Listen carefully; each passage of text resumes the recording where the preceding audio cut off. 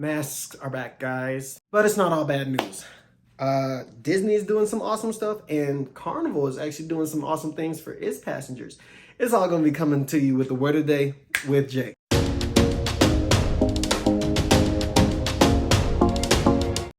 What's going on, everybody? It's the word of the day with Jay, and I'm your host, Julian, from the warehouse.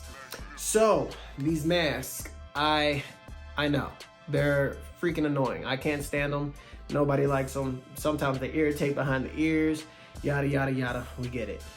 But Holland America actually came out and said, yes, we want people to start wearing masks on our cruise ships, and specifically indoors when you cannot socially distance 5 to 6 feet in between persons. When you're outside, it's perfectly fine. We understand. But another cruise ship decided to follow suit in the middle of a cruise. So Princess Cruise Line actually waited till they were in the middle of a cruise and decided to have people pass out their crew members. They were passing out letters to the passengers saying, "Hey, we would like you to wear these masks now." And some of the crew passengers were very upset about that. They didn't like the fact that they had to, that they could start the cruise without a mask, and then all of a sudden they have to wear a mask. I mean, quite personally, I understand, because I'd be like, I just paid to not wear a mask, and all of a sudden I have to. So, am I gonna get my money back? Blah blah blah blah blah, stuff like that. Those are questions that are gonna arise. It's not abnormal for this type of thing to happen, because masks, they never actually went away in the first place. They kind of just took the sidelines and watched the game. So really, I mean, it's like we saw it coming. People don't know how to wash their hands, stay away from those who do have COVID and stuff like that. It's society, not everybody's gonna play by the rules. But the good news is cruising isn't actually stopping. It's actually going to continue with these health guidelines, and that's what we want. We want cruising to continue, because cruising is fun. It's always going to be fun. Which brings me to a really good point of news. So Disney, the Wish, is actually making its way to Port Canaveral as we speak. It'll be there by the 20th. And it'll be docking between 4 a.m. and 7 a.m. The Disney Dream is actually going to be coming out of Port Canaveral, making room for the Disney Wish. This is awesome. People that want to go down and see it, make sure you get there early enough to get a good spot to see it dock. And yeah, it's going to be amazing things for Disney Wish happening. Carnival is doing some pretty cool things. They have this new system that is called MenuMate. MenuMate is a software that allows people with food restrictions, food allergies, and different type of, basically, I don't want to say palates, but different types of diets. It allows them to log this information in, and then it feeds you back with a certain amount of different, dining options that you're able to observe while on Carnival ships. And this is fleet-wide. This isn't just pertaining to one ship. This is going all across Carnival's fleet. And I think this is a really good thing for those who have food allergies. It saves lives. It saves you having to use your EpiPen, things like that. It's a really good addition. I think it's thoughtful. I think it shows that Carnival really cares about those who have different restrictions, different beliefs, because there's different people that eat kosher. There's people that don't eat any that aren't pescatarian, that aren't vegetarian, and that all the way vegan.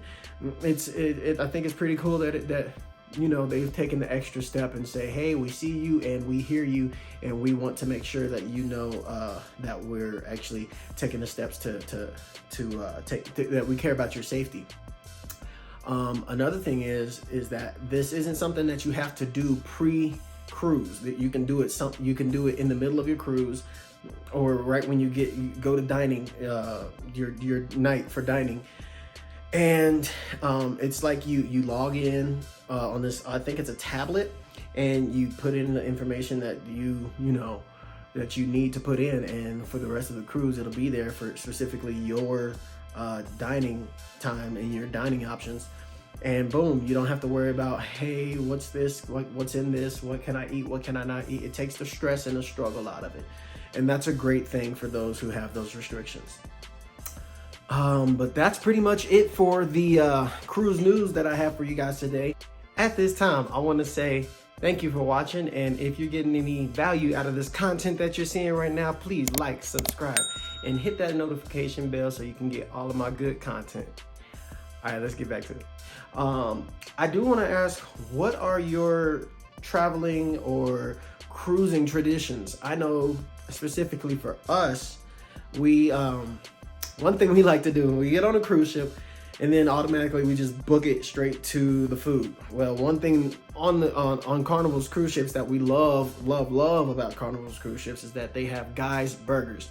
Guy's Burgers is top-notch burgers that come with so many different variety burgers. They got, I think there's 4 or 5 different burgers, but then you can put all these different toppings on it at the toppings bar. And my favorite right now is between the Ringer and the Straight Up. They're 2 different types of burgers. The Ringer comes with a really big onion ring on it, and the Straight Up is just a regular American cheeseburger, and it's really good. They're really tasty, good burgers. You can definitely gain a lot of weight off of those things, as I normally do.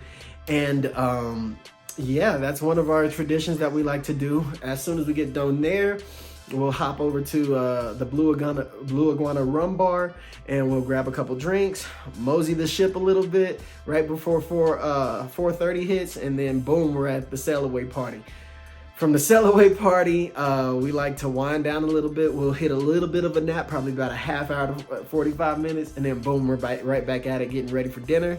And after dinner, we do a little bit more moseying around the ship and check out the comedian for that night. We love the comedy on Carnival Cruise Lines. They always have really good comedians. Yeah, that's really all we do. And then we get ready for the next day at sea, because that's your first sea day. It's a lot of fun.